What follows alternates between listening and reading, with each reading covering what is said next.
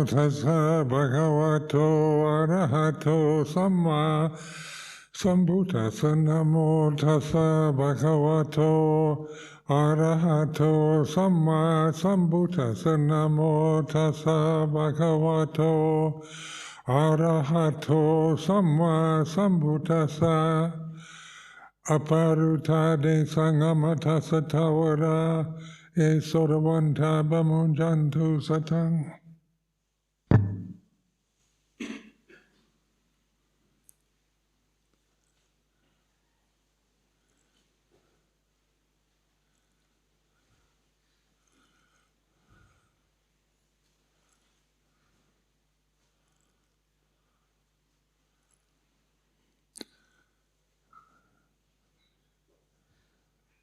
So today is a very special day, the end of the Vasa, the Panta, and this morning the community gave their Pavarana, which is way of chanting at the end of Panta. It's Sunday.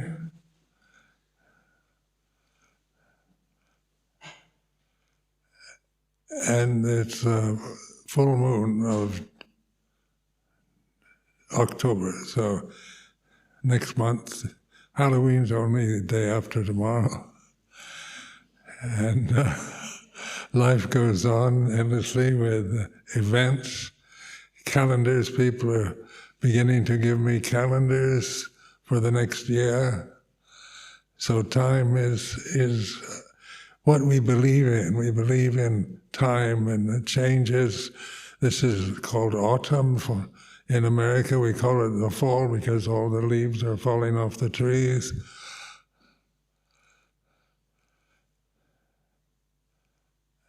And so just noticing the way it is for us in terms of how we identify with time so strongly. Like this morning it shifted from British summertime to Greenwich Mean Time, and so we had to reset the clocks in line with these traditions of what we call time, hours, minutes, seconds, years, months, on like that. So because we actually believe in time as our reality.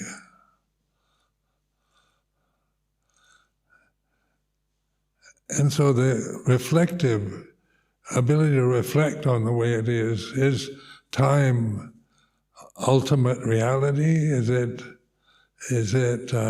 where does it come from? Who creates months and years? Why do we call this month October? And then the day of tomorrow, Halloween, and the end of the Pancha. So these are traditions that we've grown up with. We've been brought into the world at a certain time, and then we're influenced, conditioned by the beliefs of that period.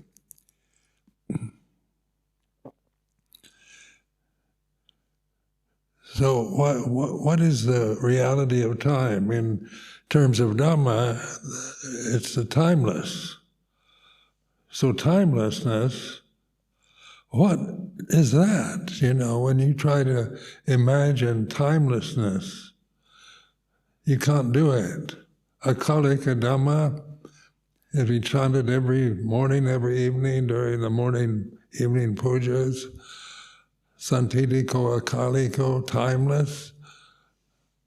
So reflecting on this, what is timelessness? What is Akalika Dhamma? If I'm taking refuge in something that's timeless, what am I doing? And this, of course, is a tradition that we're very much adopted. Many of us in our adult life, for those who were born in Buddhist countries, as part of your culture. So this word Dhamma is also an exotic word for most of us, coming from the Pali Sanskrit tradition of ancient India and we take it into the English language. I take refuge in Dhamma. What are we taking refuge in? And since Dhamma is timeless, what can you imagine timelessness? Try to imagine timelessness. And we have the word, because in language we can just negate something like time and no time, or timeless. Let's try to form an image of timelessness, akalika Dhamma. And your mind, my mind, at least when I do that, it goes blank. There's no image possible. So this is reflecting on the way it is, the way the human mind is for all of us. We take refuge in something we can't imagine, and yet we're quite serious when somebody takes the refuge, the 5 precepts, the 8 precepts, the samanera, the siladhara, the bhikkhu, we all take refuge in the Dhamma, which is timeless.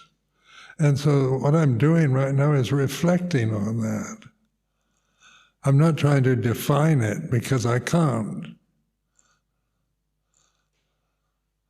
But I can reflect on just the word and how it influences my mind in the present moment. When I think of the English word timeless, I know it's a word with time and timelessness, common English words. Akalika Dhamma, the Pali explanation. And so, just noticing, the mind can't imagine timelessness. But why can't it? Why can't we? Why can't you imagine? You can imagine Buddha. You have Buddha rupas, the one behind me, very big golden rupa. You can, when I say take refuge in Buddha, you can take refuge in the Buddha behind me, or take refuge in the memory of the tradition of Theravada or Mahayana Buddhism, in revering the prophet of 2,565 years ago in India, the Gautama the Buddha. We can take refuge in what we think is his memory or his spirit. Is it still existent? Is the Gautama the Buddha, after he passed away, physically passed away, is his spirit still operating to this present day through this form? We can imagine that. We can create images of Buddha's soul or consciousness into the present moment. We can imagine, make images of almost anything. And that's what so much of the media does. It creates images of right and wrong, good and bad, good and evil. And we're influenced by these terms without reflecting on them. We have our cultural biases, our religious biases, our generational biases, gender biases that affect how we feel or emotionally respond when we hear the word Buddha or the word God, or take refuge in Buddha and then take refuge in Dhamma. What does your mind do? Then there's refuge in Sangha. Well, Sangha there's a Bhikkhu Sangha, there's Siladhara Sangha, there's lay Sanghas, there's meditation Sanghas. It means the community, or the Amaravati Sangha. This morning the Pavarana was Amaravati Sangha as a whole. So Sangha is you and I. It's why, it's living human beings practicing. So one who practices in the right way, in the proper way, and so forth. But what is that? What's the proper way to practice? So what we understand, there's a right way and a wrong way to practice, a proper way to practice, and then there has to be an improper way to practice. So we form opinions, like in tantric teachings and yoga. We think if we're very attached to our view of what's proper, then tantric forms of practice can seem improper. So proper and improper are words that are created by human beings about conditions, about phenomena. And we get lost in these words and these positions we take. And we form strong views, like we're the Thai forest tradition. And then we create that a sense that's proper. That's the proper Buddhist tradition, the proper interpretation of Buddhist teachings. It practices the Vinaya, keeps the precepts properly. We practice in the proper way. And we can create a whole sense of being very proper. And that very sense of being proper creates the sense of anyone who doesn't do it like we do as improper. So the language is very divisive conditioning. Just think of in English, how you can, how all problems in the present day, the Israeli-Palestinian problem, it's because each side believes they're right. They see the other side as enemies. In Ukraine and Russia. And it goes on in human relationships, in marriages, about who's right and who's wrong, and who's proper, who's improper. Politics is a breeding ground for forming strong views and opinions about what's proper and what's improper, what is the rule of law and what isn't, and who respects the Constitution more, the right or the left. And it goes on endlessly, just in the media, listening to the media, endless discussions about being proper, or the true American, keeping true to the American ideal, and who isn't. And what is it all about when it comes down to the reality of here and now? It's taking sides, attaching to views, concepts, attaching blindly to opinions, to identities. But the Dhamma is timeless. So is timelessness proper or improper? And it doesn't apply. Akalika Dhamma, is it proper? We take refuge in it, it must be proper, because we wouldn't want to take refuge in something that's improper. But when you try to use words like proper and improper with timelessness, it doesn't make sense. Is timelessness proper, or is it just you can't imagine it? It's not an imagination. It's a word, akaliko or timeless, which we can understand the word, but we don't know actually what it means. So this state of not knowing, begin to treasure that, doubt, not knowing, the silence where you don't know anything, beginning to recognize here and now, santitiko akaliko dhamma, for yourself, and not just recite it in a traditional form in morning and evening pujas.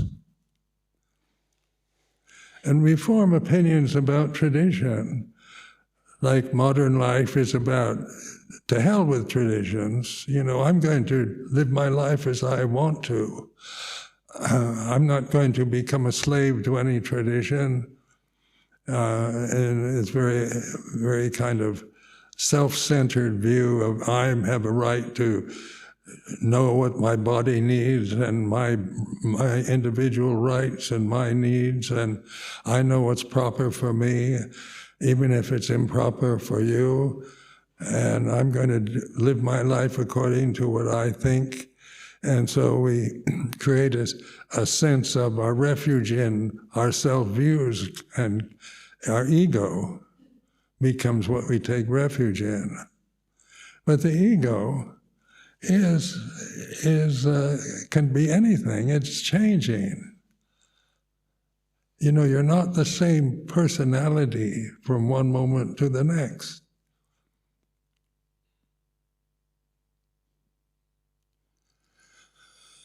When you observe, when you reflect, you think you are, you believe you're the same person when you're asleep, when you're awake, when you're happy, when you're miserable, because you think, I'm miserable, or I'm happy, or I'm awake. I slept well last night, or I didn't sleep well last night.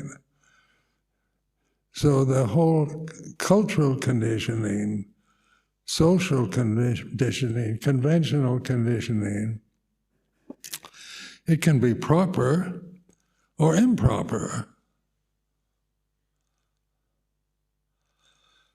So, for example, I was brought up in a Christian tradition. My parents were very proper Christians, very moral, very kind, good people. They were very proper. And so my conditioning was through Christian piety and properness.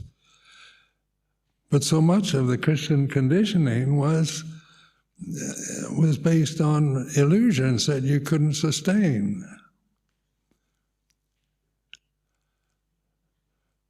Through beliefs that you were told is proper, and not believing in God was improper. So what does this do to your mind as a child when you're conditioned to believe that doubting the existence of God is improper, and it creates fear? Because this proper and improper are very two opposites. And innocent children usually want to be proper, but they don't know how. So you tell them what a good boy is, what a good girl is, and how to behave properly at school and with your parents, with your grandparents. So this is how we're brought up, through reward and punishment, through being conditioned by conventions, traditions. So then, the Sangha is a convention, it's a tradition. The Thai Forest Sangha is a convention, it's tradition. The Vinaya that we respect is tradition. Is it proper or improper? So when you train with Vinaya, it's about action and speech. It's not about doubting or mental states. It's about right action and right livelihood, right action, right speech, right livelihood. So notice that it's not about belief. Even though in the tradition you take refuge in Buddha, Dhamma, Sangha, and then you ask to be received into the Sangha, take the precepts, the 5 precepts, the 8 or 10 or 227. You ask for these precepts, and so they're not dogmatic precepts.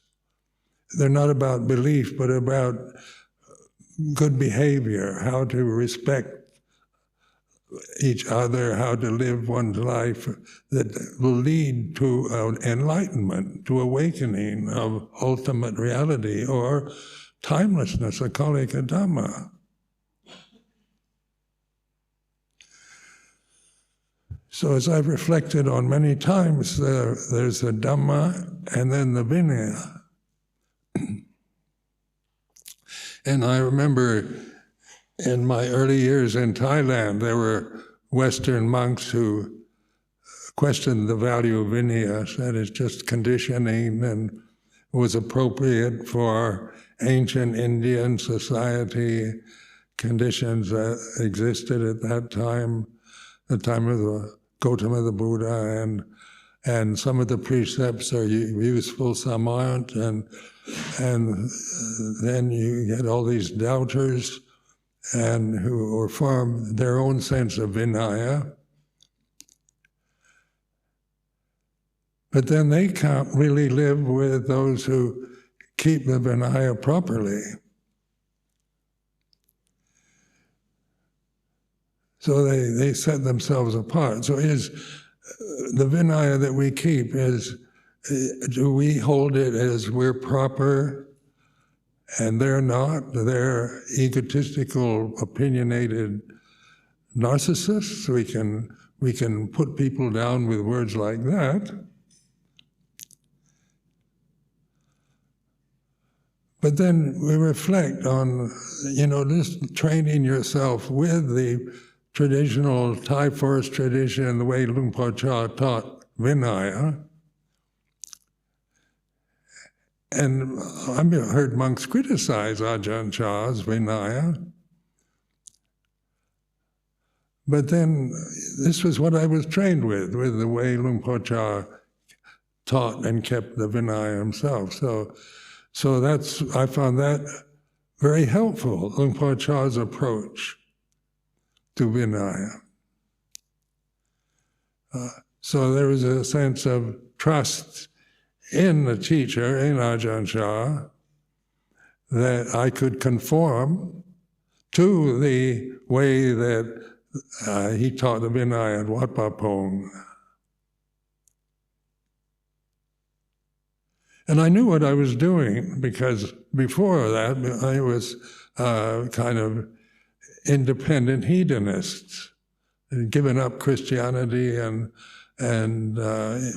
being a West Coast American, the modern of the early 60s and so forth, all this kind of freedom and drug addiction and alcohol and just enjoy life and try to live it up, and it doesn't matter, there's no right or wrong, good or bad, just enjoy. And that can be very attractive when you're young, because there's no hold barred, and you're kind of encouraged to just indulge in sensual behavior. But then reflecting on indulging in sensual behavior, I found it brought all kinds of self-doubts and disparagements. That just following desires, because some of them were improper, just following desires and trying to be happy through sensory indulgence didn't lead to calm or peace or happiness, just seemed to end up in confusion and depression. So when I ordained as a bhikkhu, I deliberately wanted to train, to learn how to surrender to a form that was very traditional, very ancient, traditional Theravada and Vinaya, as taught by Luang Por Chah at Wat Pa Pong. It was a deliberate choice. I knew I needed to learn to obey, to bow my head to somebody else, to just surrender to forms that were only about speech and action. Because in sila, or morality, as determined by in Buddhism, is about action and speech. Where in my Christian background, it was about thoughts. Having bad thoughts was a sin. Having doubts was a sin. And I found that the Buddhist approach, where it's about just action and speech, I can be responsible for how would I do with my body and what I say. I'm willing to take on that responsibility. But about thoughts, can you be really responsible for all your thinking habits? You know, you can, as an ego, you feel guilt a lot of the time about what passes through your mind, because it's improper or not, or crude or bad or stupid or nonsensical.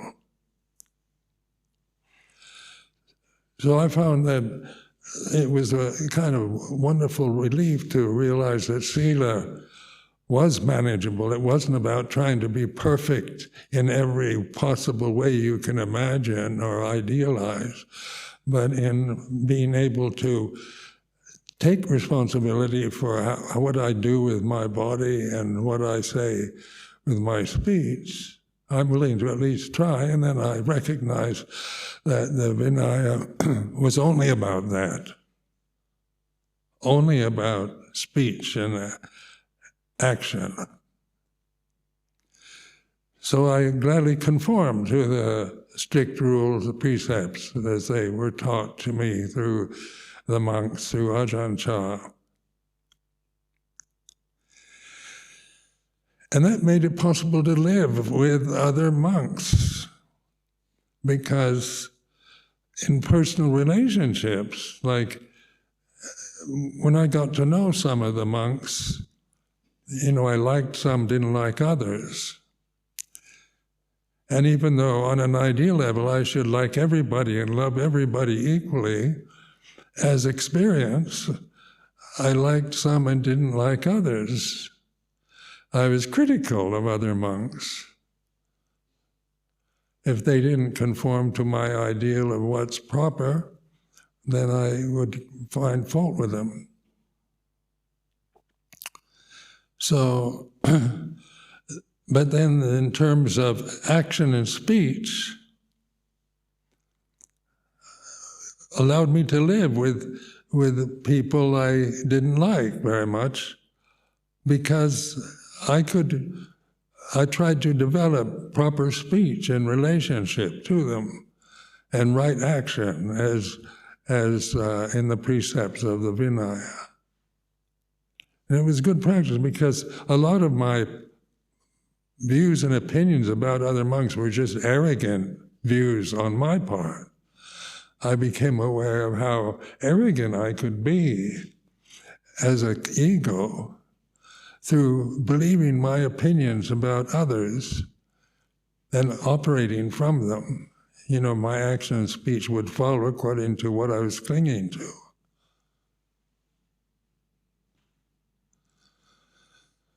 So this is like reflecting on the way it is, as I became aware of arrogance as I thought I wasn't arrogant, as I believed I was a tolerant person.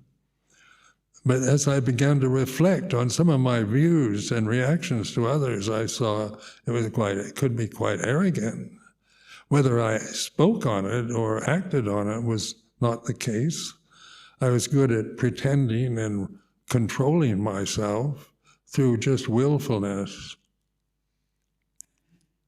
But just trying to be perfect, conform to virtuous ideals through willpower, leads to depression.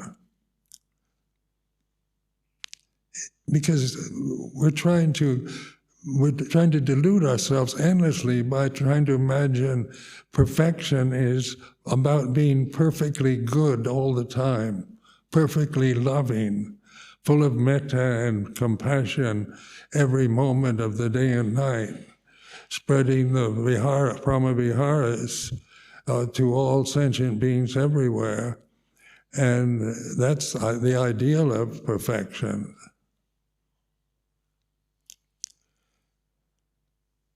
But can we actually do that in terms of experience, daily life experience in a sangha, in a community, in a family, in a marriage, in any relationship? So there's so much information about relationships, how to relate to each other, and how to be open and honest, and it's all good advice.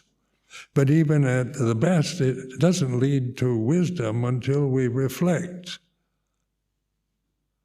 on what our own clinging habits to desires to be perfect, desires to destroy the evil forces, sensual desires. The sense realm is what we're experiencing all the time, through these forms, through the eyes, ears, nose, tongue, and body, through the mind, through the brain. We're just looking at my garden this morning from my bedroom window, and the previous day the community had come and cleaned up everything, cut the grass, and all the leaves were raked away, and then when I woke up this morning, it was all covered in leaves. And I saw how I preferred the view where the grass is completely free of leaves, and the patio doesn't have any leaves, and all the plants are in good order and well taken care of. How that was my personal preference, but that's all it is. It's not ultimate reality. The reality is that it's autumn now. It's the fall, when the leaves fall, and it's like this. And just by reflecting on that, I began to appreciate the leaves on the grass and the patio, rather than just see it from one perspective view that I was clinging to about everything cleaned away and proper.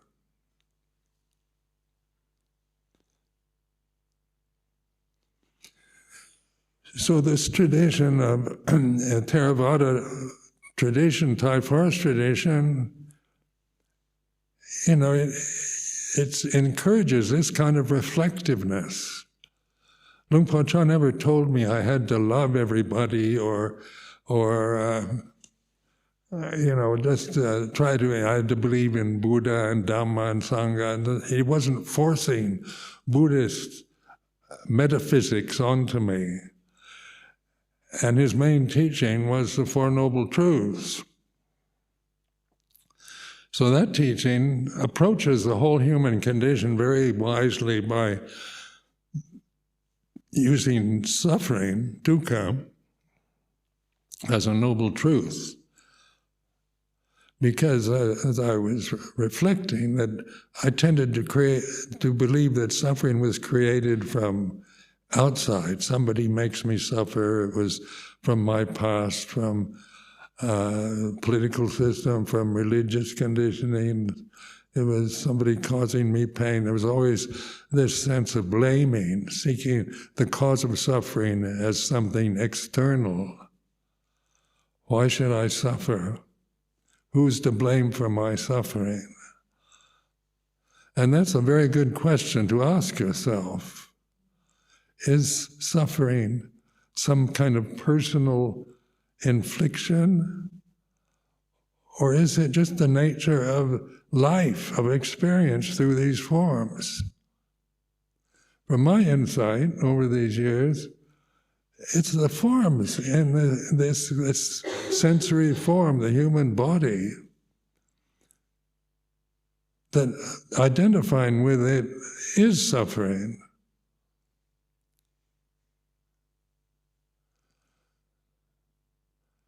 And we think if everybody was fair and just and proper and moral and kind and full of metta, then I wouldn't suffer. But that's asking for the impossible, because the forms that we identify with are not ideal forms. Your body is not what you are. It's not an ideal form, because it grows up, gets old, gets sick, and dies. So the ideal human form is represented in advertisements and so forth is when you're young, a certain age, or like a baby. But, they don't put pictures of old men and old women all wrinkled up and crippled to advertise new models of cars. They're usually beautiful young women, because that's attractive. Old age is not attractive. It's like this. And when we see it the way it is, then we don't suffer from it. But if we want to be attractive when we're 89 years old, it's going to be asking the impossible for the community, or from oneself. Because old age is like this. The body is old. It's like the leaves falling off the trees. They're turning brown. So reflecting on experience is about time, about forms, about seeing, hearing, smelling, tasting, touching, thinking. We experience things as we're conditioned to, as we've been conditioned by fate, by the family, by the culture, by the generation, by the form of your body. But then ask yourself, are you really the body?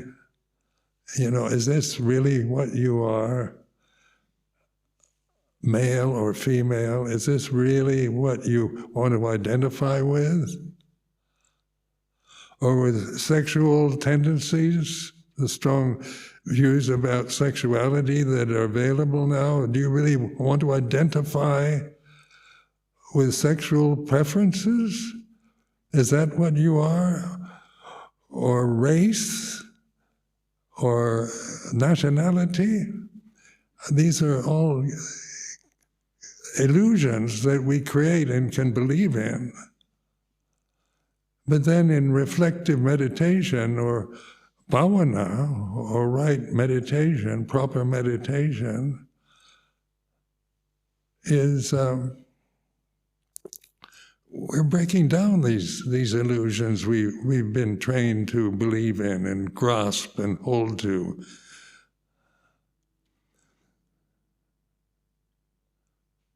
What's happening in Israel and Gaza, people are so convinced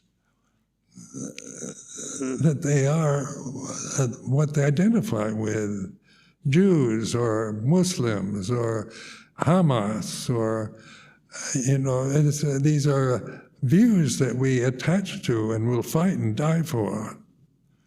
But just ask yourself, is this what you really are? And when you reflect like this, you begin to see the clinging, the way you've been conditioned to believe what's right, and then what's wrong. So if your view of what's right conflicts with somebody else's that isn't in line with your view, then they're wrong and they're the enemy. So we create enemies, we create friends who agree with us. And we want to live in a community of friends where everybody's agreeable. So in the community here at Amaravati, we agreed to live under the same precepts. The 227 rules, or the 10 precepts, or the 8 precepts. Lay people, the 5 precepts. This agreement on action and speech. But then in terms of reflecting on the way it is, our reaction to the experiences we have in daily life with each other through the tradition, how we're preparing for the winter's retreat. What does that perception create in your mind, winter's retreat, when it's still autumn? The leaves are falling, and we're thinking of the winter's retreat. How does that affect you? And just be the witness of it rather than seeing your view as right or wrong. So it's learning to reflect on experience, not be a slave to experience, to the habits, to the conditioning, to the ego, to the cultural biases, religious biases. We're not any of these. We're liberating ourselves from these limitations. And through that grasping of those limitations blindly out of ignorance, the First Noble Truth is the result, suffering. And it's to be understood not by blaming it on anybody, but by understanding experience through the form is experience of suffering.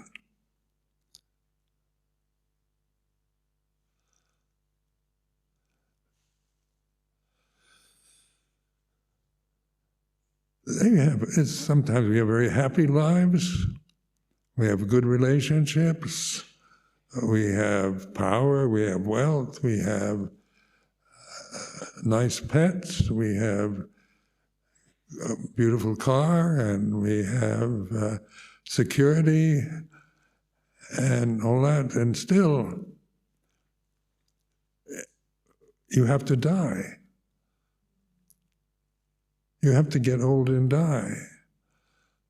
No matter how powerful you might be in the moment, or how wealthy you are, or how happy your situation is in the present, because these conditions are subject to other conditions which are beyond our control. So samsara is a realm of suffering, and trying to pretend you should not suffer in it is a deception that we might be grasping. But suffering is to be understood, and is suffering what your true nature is? Or in the First Noble Truth, you understand it, you reflect on it, this feeling of fear, of anxiety, of worry, of self-consciousness.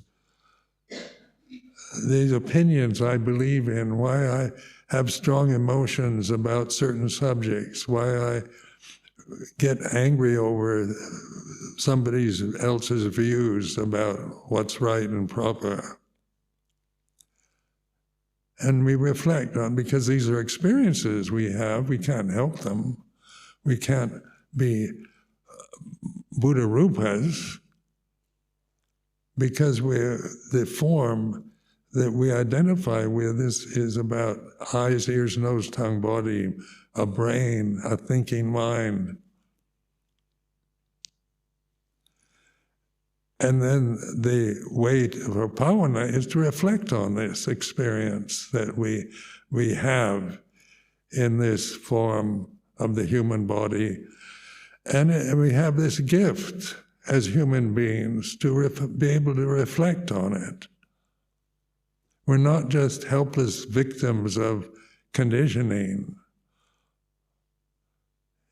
We're not just limited by the form of our, because like an animal world is very much limited by its form, by its species.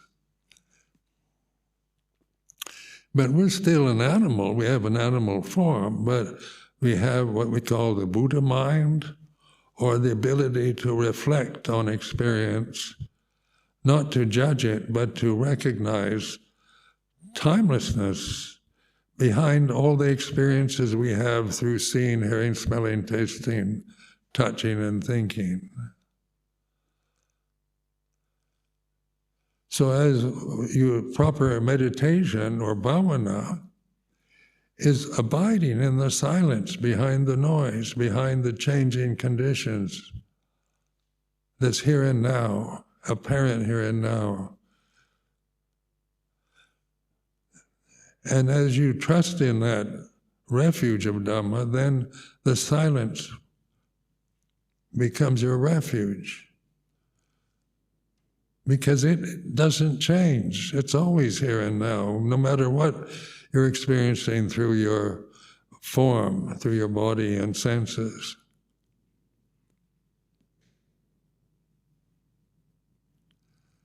So all these years training in this form and reflecting, this silence is my refuge. So I can still reflect on what the vipaka kamma I experienced through this body and mind. I still have memories of the past and emotions, but instead of trying to judge them or condemn them or get rid of them or believe in them, I'm a witness to the vipaka kamma that I experienced while living in this old body. So ultimately, your true nature is peace, is Dhamma. And then this way to realize that is through awareness. Aparutade sangamatasa, the gate to the deathless, is open. Deathlessness, timelessness, they have no image. But the gate to that is open. What is that? Trusting in awareness, in conscious reflection on the changing conditions that we experience through the body and senses. And then we realize anatta, no self, no personal identity anymore. So when people ask me about becoming a stream enterer or an arahant, I point out, when you reflect, as a person, you can't ever attain anything.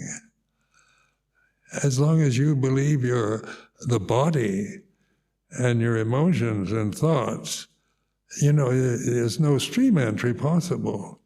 So trying to perfect yourself as a monk or a nun or a lay person is a futile attempt to, coming from good intentions and ideals.